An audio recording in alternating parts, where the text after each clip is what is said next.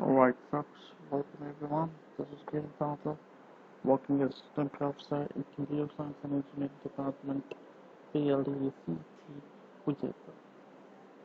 Now, folks, in my previous videos, I have explained to you the basics of management, the meaning of management, what are the different functions of management, and how the term management came into picture and how it was evolved thereby. Now, today, we shall look into one of the important functions of management, that is planning. Now, before we go in detail to know about what is planning, how it is done, what are the steps taken, first let us try and understand what planning is.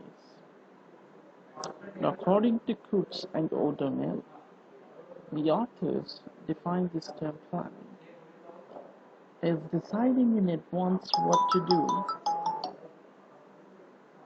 how to do it, when to do it, and who is to do it. It bridges the gap from where we are and to where we want to go. It is the essence, the exercise of foresight.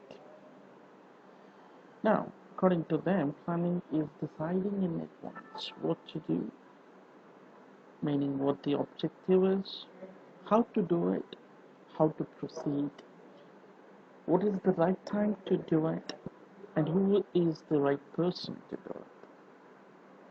Person may be in this context. It may be an individual, or it may be a group of individuals, a department, a team, or whatever, right? So basically what it does is it bridges the gap from where we are and to where we want to go. Basically it is the starting, there is a start point and the end point. Now your planning will take you from this start point to the end point.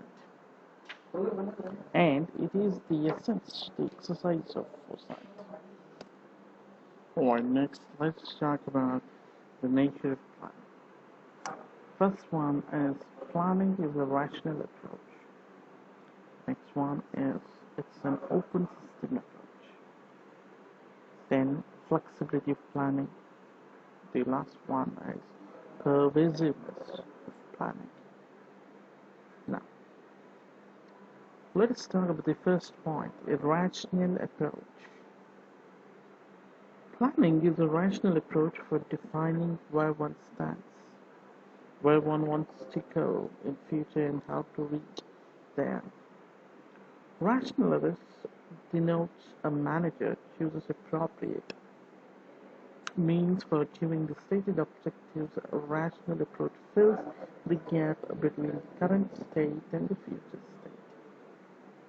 The difference between the two time periods, T1 and T2, for example, may be as long as 5 years or as short as 1 year. The desired and the current results are usually expressed in terms of objectives, which can be achieved by an action or a set of actions. The actions required resources, and rational approach emphasizes on appropriate use of resources. The next point, planning an open system approach. An organization is an open system because it accepts inputs from the environment and exports output to the environment. Planning adopt an open system approach. Open system approach indicates that the gap between the current and the desired state and the action required to bridge this gap is influenced by a variety of environmental, economic, legal, political, technological, socio-cultural, and competitive factors. These factors are dynamic and change with time. Therefore, managers have to take into account the dynamic features of environment while using open system approach. The next point, flexibility of planning. By flexibility of a plan, is meant its ability to change direction, to adapt to changing situations without undue cost. The plans must be flexible to adapt to changes in technology, market, finance, personal, and organizational factors. However, flexibility is possible only within limits because it involves extra cost. Sometimes the benefit of flexibility may not be worth the cost. The last point, pervasiveness of planning. Planning is pervasive and it extends throughout the organization. Planning is the fundamental management function, and every manager, irrespective of level, has a planning function to perform within his particular area of activities. Top management is responsible for overall objectives and action of the organization.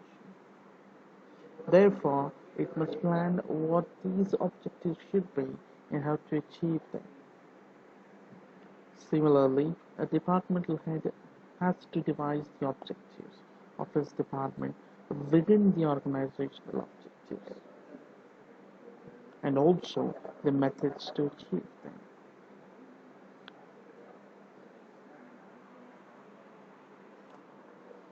Alright, let us look into the importance of planning. Planning is of great importance in all types of organization, whether business or non-business, private or public, small or large. The organization which thinks much ahead about what it can do in future is likely to succeed as compared to one which fails to do so. Without planning, business decisions would become random, ad hoc choices. Planning is important because of the following reasons. The first one is primacy of planning. Second one is to minimize risk and uncertainty. Third one is to focus attention on objectives. Then to facilitate control. And the last one is to increase organizational effectiveness. Now, the first one, primacy of planning. Planning is the first and foremost function of management. Other functions follow planning. What is not planned cannot be organized and controlled. Planning establishes the objectives, and all other functions are performed to achieve the objectives set by the planning process, as you can see in the diagram.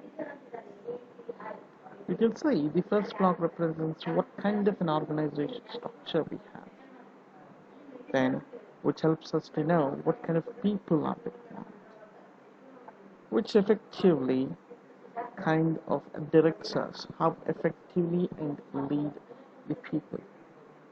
How can we lead the people effectively? In order to ensure success of plans, we have to set standards of controls. The second one is to minimize risk and uncertainty. The organization continuously interacts with the external dynamic environment where there is a great amount of risk and uncertainty. In this changing dynamic environment where social and economic conditions alter rapidly, planning helps the managers to cope up with and prepare for changing environment. By using rational and fact-based procedure for For making decisions, managers can reduce the risk and uncertainty. The next point is to focus attention on objectives. Planning focuses on organizational objectives and direction of action for achieving these objectives. It helps managers to apply and coordinate all resources of the organization effectively in achieving the objectives. The whole organization is forced to embrace identical goals and collaborate in achieving them. The next point is to facilitate control. Planning sets the goals and develop plans to achieve them. These goals and plans become standards or benchmarks against which the actual performance can be measured. Control involves the measurement of actual performance, comparing it with the standards and initiating corrective actions if there is deviation. Control ensures that the activity conforms to plans. Hence, control can be exercised if there are plans. The next point is to increase organizational effectiveness. Effectiveness implies that the organization is able to achieve its objective within the given resources. The resources are put in a way which ensures maximum contribution to the organizational objectives. Effectiveness leads to